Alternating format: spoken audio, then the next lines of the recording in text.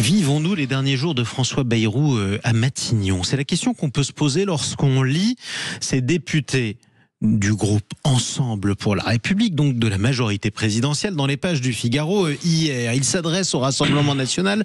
Je cite, parfois j'ai envie d'aller les voir et de leur dire s'il vous plaît, lâchez-vous, censurez-le. Je cite un autre, Bayrou ne fout rien, il ne porte aucun combat. C'est pas possible. Pourquoi François Bayrou est-il à ce point démonétisé, lui qui est maintenant, et c'est un exploit, le Premier ministre le plus impopulaire de toute l'histoire de la Ve République, 17% d'opinion favorable. On en débat avec nos deux invités. Nicolas Corato, bonjour. Bonjour. Président du think tank Place de la République, et Mathieu Hoc, bonjour. Bonjour. Secrétaire général du think tank Le Millénaire, classé plutôt à droite. Normalement, vous soutenez plutôt ce bloc central qui sert de majorité à François Bayrou.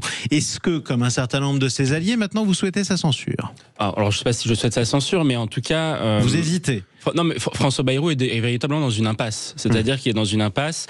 Il est à 17% d'opinion favorable auprès des Français, avec une activité gouvernementale qui a été quasiment faible, voire à néant, depuis qu'il est nommé Premier ministre. Il n'a fait que passer le budget avec cet fameux accord avec le Parti Socialiste, accord de non-censure. À sa décharge, c'est tout ce qu'il pouvait faire avec exactement, cette absence de majorité. Et la situation était compliquée et on sortait d'une situation où la censure avait coûté extrêmement cher et politiquement et aux contribuables français, plus de 100 millions d'euros quand même, faut-il le rappeler.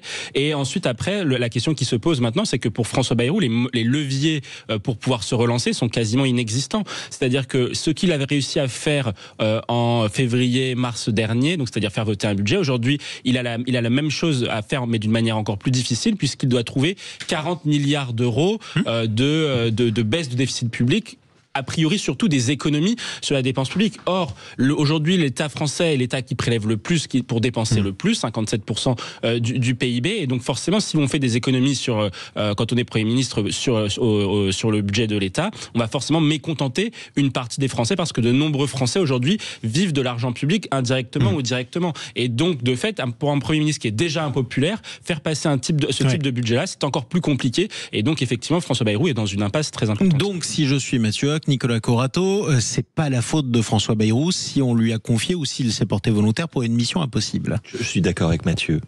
Je suis heureux que vous reconnaissiez ce matin que nommer un Premier ministre représentant d'un camp qui a perdu les élections législatives était une erreur et une impasse. Et ce que vous dites est vrai de M. Bayrou, comme cela était vrai de M. Barnier. Et vous dites très bien qu'effectivement, après tout, ça a peu de choses à voir avec la personnalité ou le style de M. Bayrou. M. Bayrou a son style et on connaît sa capacité à faire durer et à ne rien faire, mais d'une certaine manière encore voudrait-il faire quelque chose qu'il ne le pourrait pas. Donc effectivement, cette impasse, elle n'est pas conjoncturelle. Elle n'est pas personnelle. Elle n'est pas personnelle, elle est institutionnelle. Que le style de M. Bayrou pose des difficultés à l'opinion publique, ça, c'est de la forme. Que la manière dont il a géré l'affaire Betaram lui soit reprochée, ce sont des choses qu'on peut ajouter. Mais l'impasse, elle est d'abord institutionnelle. Et on voit bien que ça va être très intéressant. On va reprendre les vieux débats. Vous allez nous dire que la censure va coûter très cher aux Français. Monsieur Hollande est déjà inquiet pour le chaos et le désordre qui vient. Ce qui est vrai. Mais on retombe bien et on risque de retomber un an en arrière, c'est-à-dire au moment où finalement on cherchait désespérément à l'Élysée un locataire de Matignon qui convenait au président de la République. Et donc, effectivement, l'histoire risque de recommencer avec cela quand même, dans un sentiment où les Français ne savent plus vraiment qui gouverne. D'ailleurs, c'est très intéressant, je crois que personne n'est capable de citer le nom d'un ministre en exercice, à part M. Retailleau, qui a effectivement vos faveurs.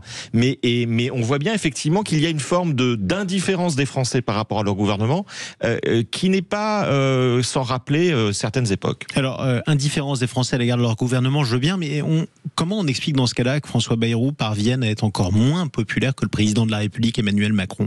Parce qu'en fait, quand on regarde aujourd'hui les préoccupations des Français sur l'ensemble des sujets sur lesquels le Premier ministre est en responsabilité, et qui sont les préoccupations des Français, c'est-à-dire l'insécurité, première préoccupation des Français. Non, c'est le pouvoir d'achat. L'inflation. Non, c'est le pouvoir d'achat. Ipsos juin 2025. Sécurité, évolution de la criminalité, inflation, pouvoir d'achat et ensuite santé. Donc c'est ça les trois. Nicolas Corato boude parce qu'il a tort.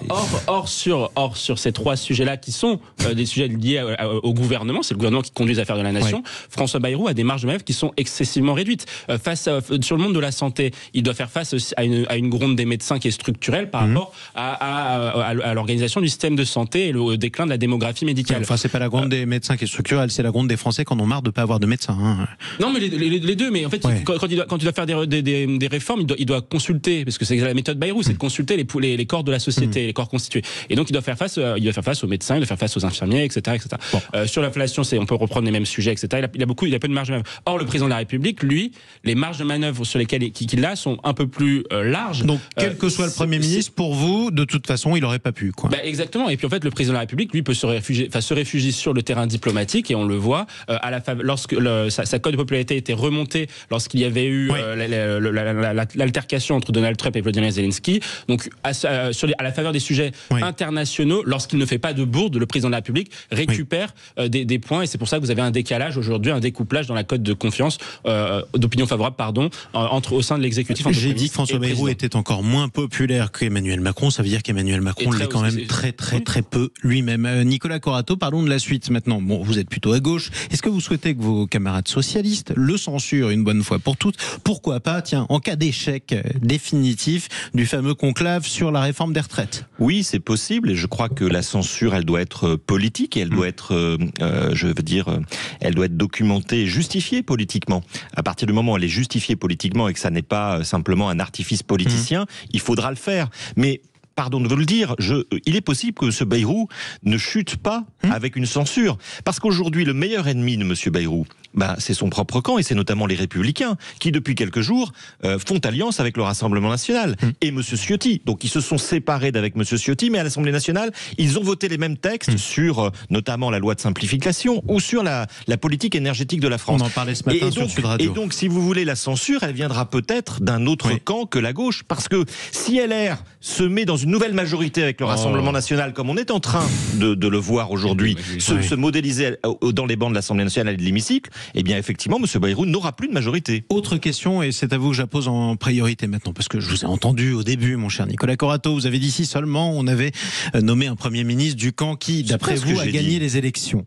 Ce que vous avez dit. J'ai dit que c'était une erreur de nommer un Premier ministre du côté des perdants. Vous auriez préféré un Premier ministre de gauche. Concrètement, la gauche n'a pas réussi à avoir de majorité à l'Assemblée nationale. Concrètement, elle n'en a pas. Qu'est-ce que la gauche, qui est encore plus divisée qu'elle ne l'était il y a un an, est prête à proposer aux autres partis pour essayer de former une nouvelle majorité qui ferait tenir un gouvernement si Bayrou tombait? Mais il faut arrêter de culpabiliser et de culpabiliser la gauche. C'est pas la gauche qui a dissous l'Assemblée nationale. Ça n'est pas la gauche qui a formé deux gouvernements avec des purs échecs. Je vous demande ce que la gauche est prête à proposer à l'Assemblée nationale pour gouverner le pays. Aujourd'hui, je pense qu'il est toujours d'actualité de nommer un ou une première ministre de gauche et de lui laisser, comme on a laissé la chance à M. Barnier et à M. Bayrou, la chance de faire son travail gouvernemental. Qu'est-ce qui vous dit qu'il ou elle aura plus de chance? Mais qu'est-ce qui vous dit que le successeur de M. Bayrou, qui sera choisi entre les LR et le MoDem, aura plus de chance qu'un Premier ministre de gauche? Mais vous avez vu dans quel état est le nouveau Front Populaire? On en arrive à se traiter de salopard antisémite. Vous avez vu dans quel état est cette pseudo-majorité relative? Mais ils s'insultent pas. Mais pardon, qui va de Madame Le Pen à M. Bayrou. Voilà, parce que la réalité, c'est que la majorité... Mais pardon, votre gouvernement ne tient que parce que Marine Le Pen est d'accord. Je précise que quand il dit votre gouvernement, il s'adresse à Mathieu Hoc. Mathieu Hoc, la réponse. C'est de notre gouvernement, Nicolas. Mais non, le Parti Socialiste n'a pas censuré le gouvernement. Donc à partir du moment où si le Parti Socialiste veut censurer également, la question se posera de la même façon qu'elle s'est posée pour le Rassemblement national. Quelle majorité peut gouverner?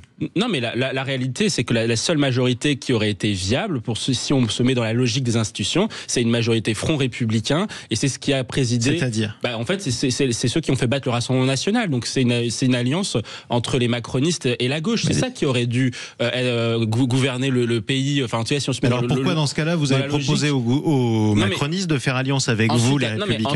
Ensuite, après, comme la gauche est irresponsable d'un point de vue politique et qu'elle a fait une alliance avec le nouveau Front populaire pour s'assurer des postes, notamment dans les circonscriptions, en regardant les circonscriptions qui leur sont favorables, il n'était pas possible de faire une alliance entre les macronistes. Enfin, en tout cas, c'est ce que les macronistes et les gens de gauche ont considéré. considéré. Et donc, de fait, la responsabilité ensuite d'une formation politique comme les Républicains, ça a été de participer au gouvernement pour éviter que la gauche arrive au pouvoir. Il semble que ce sujet soit terminé dans la mesure où on imagine mal aujourd'hui une alliance entre des socialistes et des insoumis, du moins à l'échelle nationale. Aujourd'hui, ça paraît improbable. Est-ce que vous souhaiteriez une alliance qui irait de la droite au Parti socialiste, Mathieu Hoc ? Mais en fait, parce que avec ça, vous avez les chiffres pour faire passer toutes les lois, mais...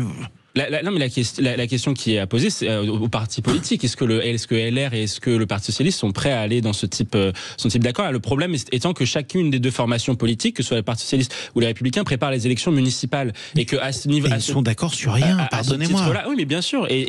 Donc il y a pas de majorité à l'Assemblée nationale, et ça on le découvre pas. Et c'est la faute du président de la République d'avoir mis une dissolution après avoir perdu les élections européennes, une troisième défaite consécutive après les élections notamment législatives. Donc le problème aujourd'hui est le suivant, c'est qu'il n'y a pas de majorité à l'Assemblée nationale. On peut chercher comme on veut. Cette Assemblée nationale ne donnera pas de majorité, ne produira pas de majorité. Donc vous préférez garder François Bayrou le plus longtemps possible. Donc a priori, pour l'instant, le socle commun est la seule option viable pour faire tenir le pays et pour éventuellement faire passer un budget. Eh bien, on en débattra. On verra si François Bayrou est toujours Premier ministre la semaine prochaine. A priori, oui. Merci Nicolas Corato. Merci, bon président dimanche. du think tank Place de la République. Merci à vous Mathieu Hoc, secrétaire général du think tank Le Millénaire.